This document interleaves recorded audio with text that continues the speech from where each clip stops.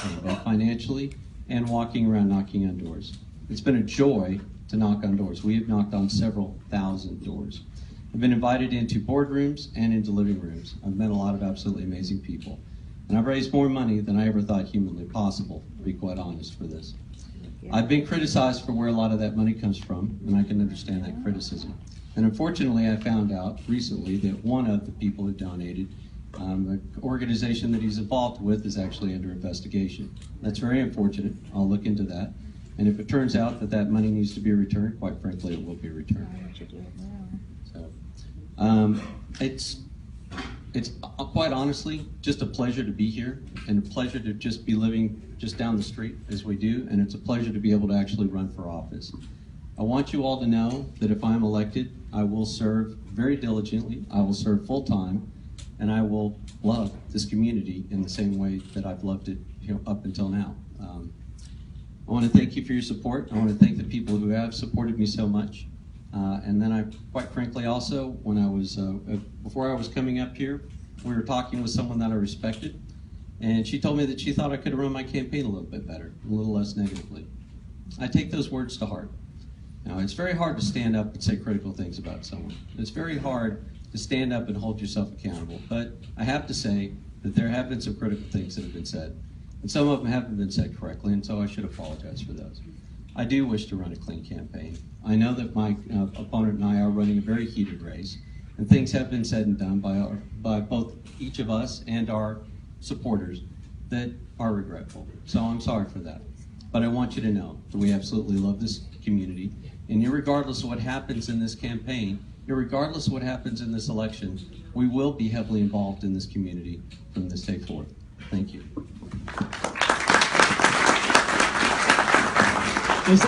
We got time for one question for Brett. Anybody have a question? Chuck.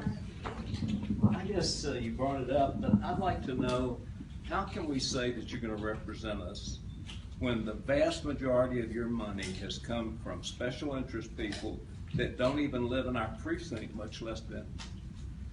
So I don't understand why you can say you're for the people that live here, and when you're for those special districts, they're the ones that are paying your bill.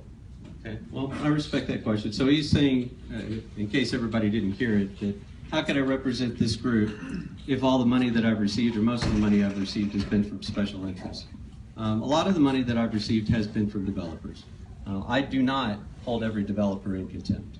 I understand that whenever you actually start to go and raise money, or you actually start to create new revenue, you get referred around through a group of people. That group of people that I was initially referred around through was quite a few developers. The only thing that I said to those developers is that I will bring you to the table. I will make sure that you're going to be a partner in the future of Denton County. I didn't promise them anything. No one offered me any bribes or anything else. I absolutely promised no special tax districts. And I have come out and I have stated in writing, both in interviews, verbally in front of groups, as well as in print on my cards, that I will support the creation of no new special tax districts. Absolutely will not. But you said the opposite when you first ran. At your first forum, you said just the opposite. I said that I would support special tax districts. You said that you would support people that, the large contractors that wanted to co-develop with the county. Yes, I believe that developers have to be a partner in the growth of our area. Well, that's different than a special district, and that's really what you were saying before. I mean, you can. Well, you're putting words in my mouth. No, I'm not spinning it. You're putting words in my mouth. Absolutely not. I'm not for the creation of any new special tax districts. You know, look, if you're going to support one candidate or another, and you wish to believe what you wish to believe, I understand that, and I respect that choice. Okay, but I'm not going to do anything to hurt the county that I live in. You know, we have long roots in Denton County. You know, we have relatives who are born and raised here. We have lived here for the past 12 years. My parents have lived in Denton County quite a bit. I wish to retire here. I do not support any new taxes. I don't want there to be any debt burdens, and I'm not going to support the creation of special tax districts. But I'll tell you what happens when you push very rich and powerful people away from the table. They simply go around you. If you don't have them as partners, all we're going to get are special tax districts, because they're going to use the backdoor legislative process to create them. And I absolutely don't want that. And I've told them I don't want that. and I will not support it, period. So, but I understand your question. It is a fair question considering where my funding has come from. So thank you for the question. Thank you, Brett. Our next speaker is Hugh Coleman, our current Denton County Commissioner, Precinct 1.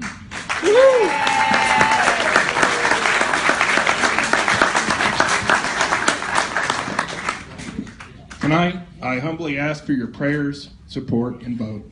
I've been your county commissioner since 2009, and if y'all remember, it all started here in Frisco Lakes when I met with Al Gibson, Dick Peasley, Dick Abernathy, Chuck Hannabeth, and that whole group of people who supported me when I initially run. I challenge you to talk to all of them and ask me about my strong moral compass.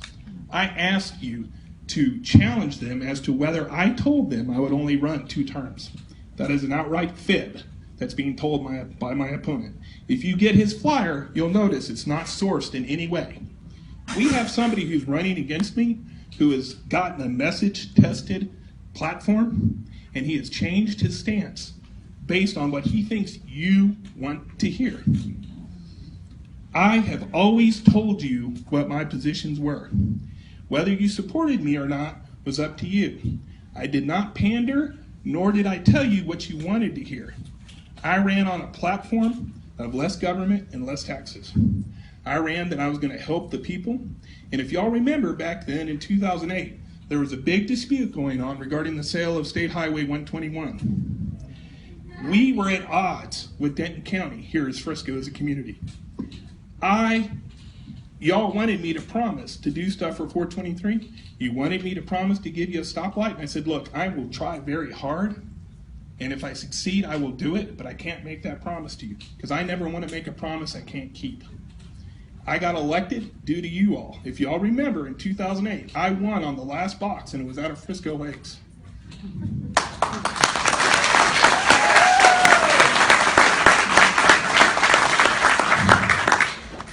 I've been accused of not having to have anything to do with 423. They stopped that message. Why? I posted on Facebook September 22nd, 2009, when I pushed through the funding for 423.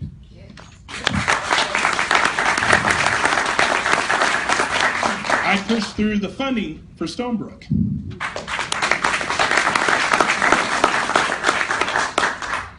I am a true conservative. And I ask you, why would somebody who's never voted in the Republican primary all of a sudden seek the Republican nomination? Yeah. Did Barry Horn have anything to do with that? Yeah. He will tell you that he's talked to all sorts of elected officials. He has one endorsement from Mary Horn, the one person who's on the record saying she hates Frisco. I have been endorsed by 15 mayors, including the city of Frisco, all the city councilmen, the city mayor for the city of Denton, and every other elected official that I've asked. 15 mayors total.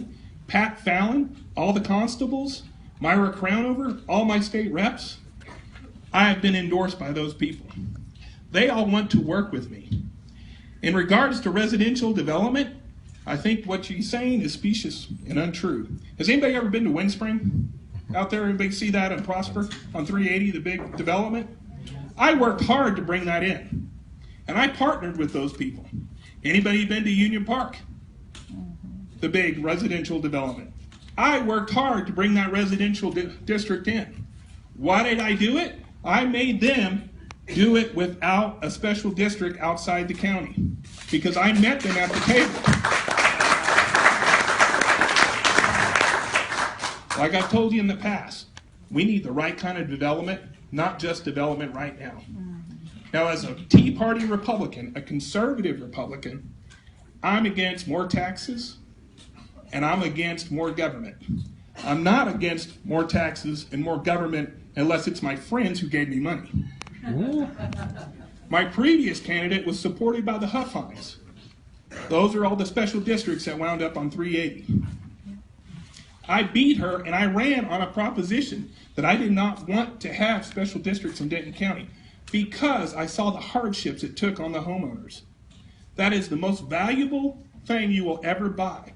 Yet, if you live in a special district, you'll have an extremely high tax burden, very little law enforcement and very little traffic control, and one of the highest ISO ratings. I am here to protect you as a taxpayer, and I've worked very hard for that. And I have worked in my capacity as an assistant county attorney, as a city attorney, and as an assistant DA. And I saw a lot of things in Denton County that I thought were wrong. And when I ran, I promised I would try to fix those things. I would make sure we bid our projects out. I would make sure that we didn't do things that I thought was uncomfortable. And I'll tell you, I made one person very mad.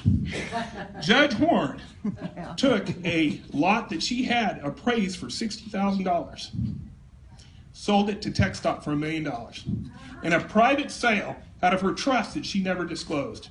And I will tell you this, she is very mad at me, and she has never forgiven me for that. As a result, she has told specious lies about me being a municipal prosecutor for the city of Sanger.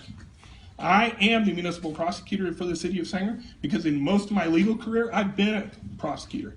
I think it's a shame that people would criticize people involved in law enforcement who've given their life to public service and call it a bad thing.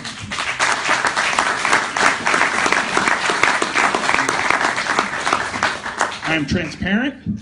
I put up my personal financial statement on the internet. I put up all my campaign contributions for you to look. You don't have to go to the county clerk or go find out where they are. I lead by example. I'm a Boy Scout leader. I'm an elder at my church. I've served on numerous boards.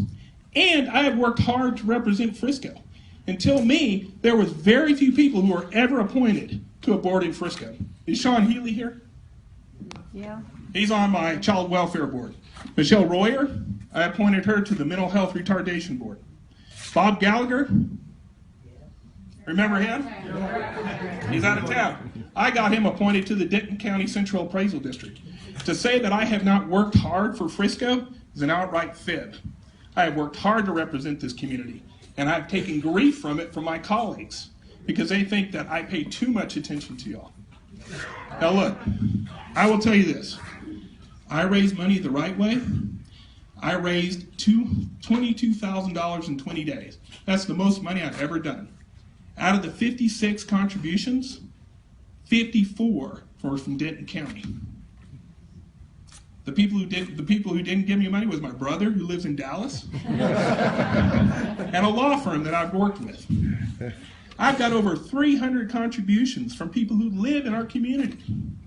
I challenge you to look at my opponent's campaign finance report and see who is supporting him. Look, he's telling you people who live out of Dallas and Collin County deserve a voice in your Denton County government. No. I think we should be represented by people who are supported in our community. And I've worked hard to that. And I'll tell you, I have made people mad because I practice what I preach. I had a conversation with one of his biggest supporters, Kirk Wilson. He was giving me a hard time because I actually did what I said when I ran. We were at a homeowners association at Wellington Trace, which is a failed special district. And he was trying to get them to raise their HOA dues so that they could market the district further after the district had failed twice. And I told him, look, I'm categorically against this. And he got mad at me. He's like, what do you mean? You actually did what somebody who's got a track record of doing what they say. Somebody who has not changed their message based on message testing from Sinbig Consultancy down in Dallas. I have done stuff grassroots. I'm a member of your community. I come here when I'm not running for re-election to hang out with you guys.